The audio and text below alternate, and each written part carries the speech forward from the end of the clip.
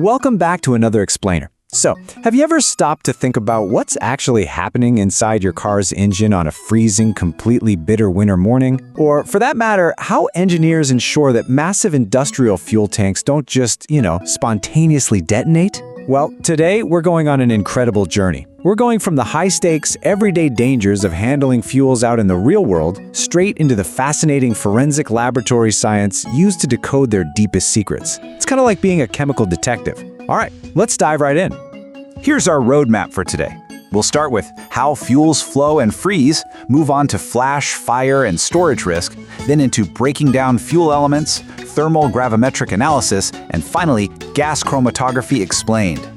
Section 1. How fuels flow and freeze. Okay, trying to pump thick, cold liquids through tiny spaces is a massive engineering challenge. I mean, it's a huge headache. To understand why, we first have to talk about viscosity. Simply put, viscosity is a fluid's internal friction. It's how much it resists flowing. Imagine trying to force thick, cold syrup through one of those tiny little coffee stirrers. Now think about the fact that liquid fuel often has to be forced through a fuel injector that is way less than 1 millimeter in diameter. Fuel viscosity has a very direct relationship with temperature. This is exactly why heavy oils often need constant, continuous heating just to reduce the power required for compression and injection. In really cold countries, systems literally use specialized electrical startup heaters to preheat the fuel so it can actually flow properly. Now, what happens when it gets even colder? Well, we hit what's called the pour point. This is the absolute minimum temperature at which a fuel can flow. Basically, at this extreme low, the fuel becomes a semi-solid and completely loses its flow characteristics. It's not really a liquid anymore. In crude oil, a high pour point usually means you've got a high paraffin content, which makes it solidify super fast when the temperature drops. As you can guess, this creates an absolute crisis for pipeline supplies in cold climates.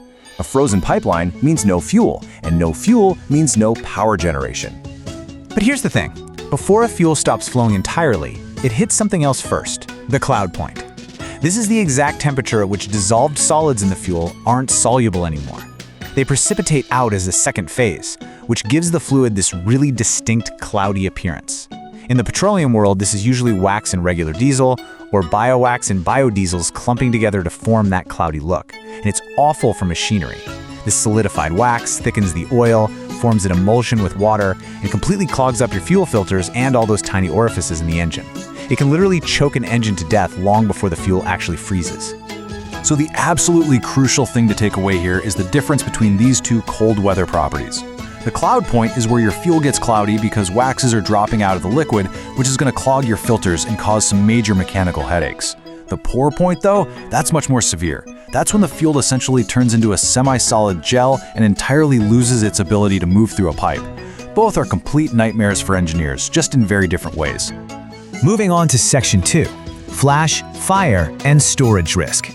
Now let's completely flip the script. Let's transition from the dangers of freezing pipes to the extreme opposite, catastrophic survival risks in fuel storage. When it comes to storing fuel safely, temperature thresholds are literally a matter of life and death. Fuels with a flash point below 23 degrees Celsius, those are considered high risk. They require incredible, highly specialized care because they are massive explosion hazard. But on the flip side, fuels with a flash point above 60.5 degrees Celsius are considered non-flammable under normal conditions, so they're generally totally safe for standard storage. So, let's nail down exactly what a flash point is versus a fire point. The flash point is the lowest temperature where a fuel vaporizes just enough to form an ignitable mixture in the air. If you introduce an ignition source, you get an instant, momentary flash, but it goes out. It doesn't sustain the fire. The fire point, however, that is the terrifying threshold where the fuel vapor will sustain a continuous flame for at least 5 seconds. This fire point is usually about 5 to 40 degrees Celsius higher than the flash point. You absolutely have to know both of these properties to assess the risk of evaporation and a potential explosion when you're storing liquid fuel. All right, Section 3, breaking down fuel elements. Let's step out of that heavy, high-stakes engineering environment and walk straight into the analytical lab. In this space, scientists are basically detectives. They use ultimate analysis to hunt down hidden elements like carbon, hydrogen, nitrogen, and sulfur inside a fuel sample, with the leftover balance being oxygen. And honestly, this highlights some incredible history. The oldest method for organic material analysis, called gravimetric analysis, was actually pioneered by the legendary chemist Antoine Lavoisier all the way back in the 1780s. It's just wild to think that the foundational principles we use to understand modern fuels today were being developed over 2 centuries ago. Of course, today, our lab detectives have a much more sophisticated toolkit to figure out exactly what's inside a fuel. Common elemental analysis relies on things like gravimetric methods, atomic absorption spectroscopy, ionization, thermal conductivity, X-ray absorption, and even stuff sounding straight out of sci-fi, like gamma-ray spectroscopy. But you know what the most common technique is across all of these? Combustion. We literally just burn the fuel to break it down into simple, easily measurable gases. Which brings us to Section 4, Thermal Gravimetric Analysis. This whole burning concept transitions us perfectly to thermal gravimetric analysis, or TGA for short. Looking at this diagram, you can see how this apparatus carefully suspends a sample in a perfectly controlled atmosphere, and then steadily applies heat. It constantly measures the thermal behavior and stability of the material. If the scientists want to observe purely physical reactions, they run the test in a vacuum or an inert gas. But if they're looking for a chemical reaction, like oxidation, they just pump in oxygen. This amazing little machine tells us the reaction rate, the combustion behavior, and the fundamental proximate composition of the entire sample. Now, what's genuinely funny here is this TGA output graph. If you read the title closely, you'll see this is actually the proximate analysis of a banana peel. I love this because it perfectly proves the absolute versatility of this tool. Whether you're testing a chunk of high-grade coal or literally your breakfast leftovers, TGA helps identify characteristic decomposition temperatures.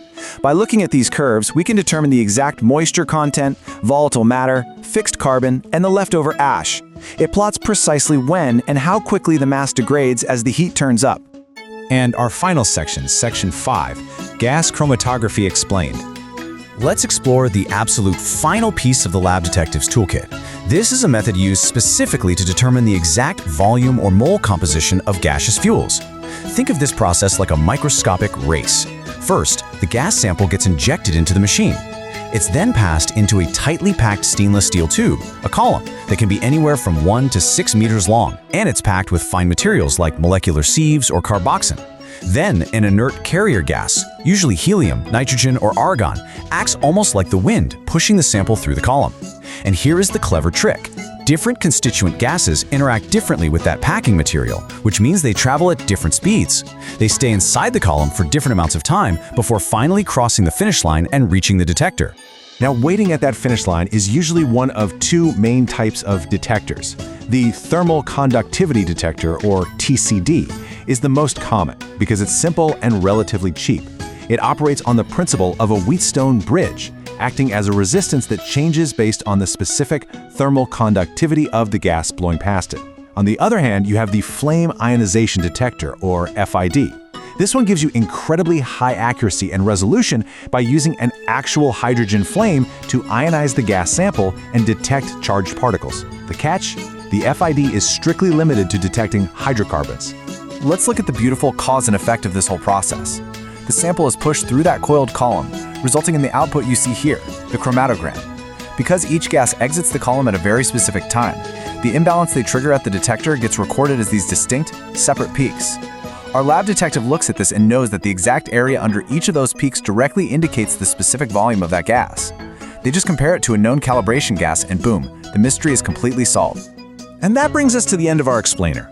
We've journeyed from understanding exactly why winter fuel lines choke up with wax, to how safety engineers prevent catastrophic vapor explosions, all the way down to literally counting molecules inside a gas chromatograph. The sheer depth of science hiding inside the fuels we use every single day is honestly staggering. So I'll leave you with this thought.